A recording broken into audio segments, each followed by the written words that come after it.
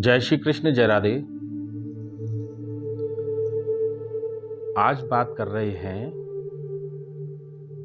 हमारे घर में जो पुत्र या पुत्री के रूप में आए हैं वो वास्तव में कौन होते हैं, इस विषय पर।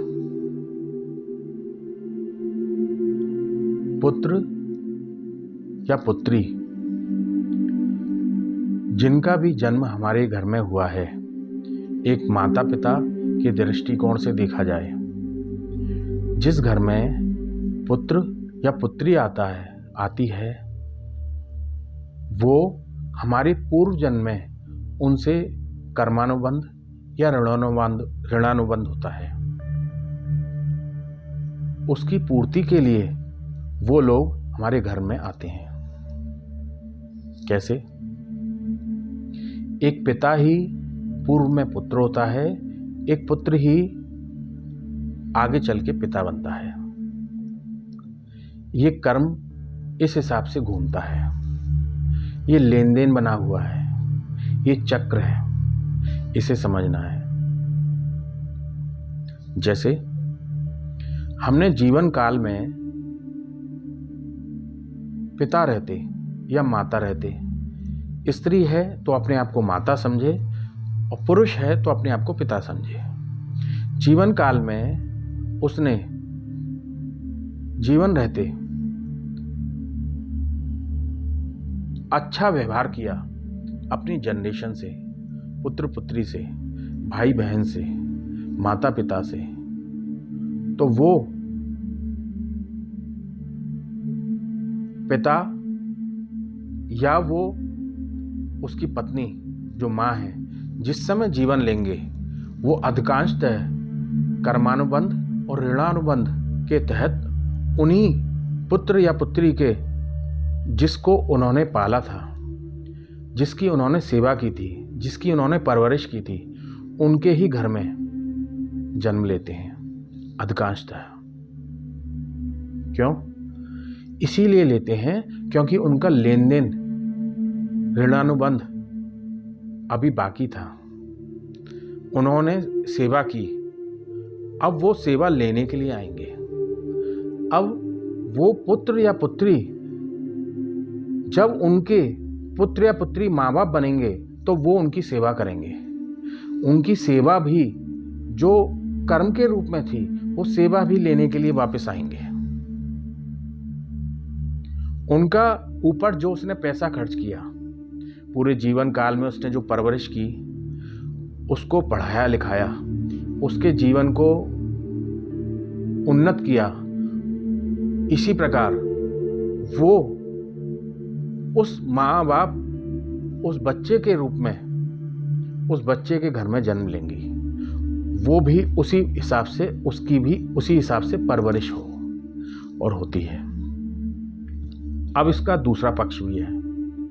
दूसरा पक्ष ये है, माँ बाप रहते किसी बच्चे के साथ गलत व्यवहार किया, मारा पीटा, क्लेश किया, गाली गलौज की, शोषण किया माँ बाप ने उस बच्चे का। जब माँ बाप की मृत्यु होगी, वो बच्चा जब पिता बनेगा या उसकी माँ, जो बच्चे माँ बाप बनेंगे, उनके यहाँ जो संतान उत्पत्ति होगी उन माँ बाप की ही होगी। यानी कि जिन्होंने उसका शोषण किया था वो ही बन के आएंगे। अब वो होगा कैसे?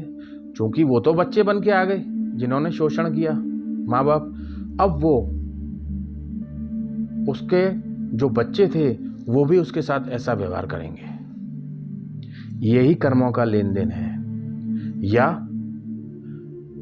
बच्चों ने माँ बाप को सताया, तो माँ बाप जिस समय उसके यहाँ बच्चे बन के आएंगे तो बच्चे माँ बाप को सताएंगे।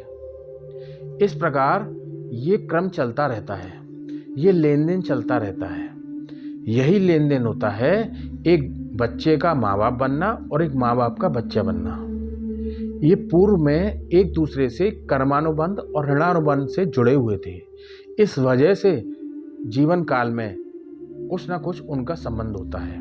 ये जरूरी नहीं है कि वो बच्चे के रूप में आए, वो भाई के रूप में भी आ सकते हैं, पिता के रूप में भी आ सकते हैं, बहन के रूप में भी आ सकते हैं, माता के रूप में भी आ सकते हैं। किसी भी रूप में वो अपने ऋणानुबंध को, कर्मानुबंध को चुकाने के लिए निश्चित आते हैं।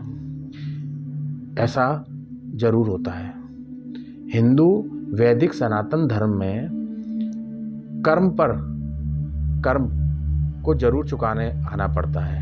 यदि किसी से कुछ लिया है और वो व्यक्ति मृत्यु हो जाती है, उसने चुकाया नहीं, तो उसका जो जन्म होगा उस पैसे को चुकाने के लिए होगा। अब कोई कहता है यदि उसने बहुत बुरे कर्म कर रखे हैं और लोगों से भी पैसा ले रखा है तो वो उसका मनुष्य जन्म हुआ ही नहीं, फिर अब कैसे होगा? वो यदि मनुष्य जन्म नहीं लेके आया और उसने पैसा भी लिया था, चुकाने के लिए भी आना है, उस घर में या तो कुत्ता बन के आएगा, कोई ना कोई जानवर बन के आएगा। देखा होगा बहुत से घरों में कुत्ते पाले जाते हैं, गऊ का पालन भी होता है गौशाला में, ऊँट भी पाले जाते हैं। कई जानवर जिस हिसाब से पालते हैं वो कुछ ना कुछ उनका पूर्व में रिलेशन होता है, उसकी पूर्ति उसको चुकाने के लिए आते हैं। कई जगह मालिक नौकरों की तनख्वाह मार लेते हैं। पैसे वाले ने गरीब को सताया, धन को छीन लिया, वो गरीब तिल मिलाकर रह गया।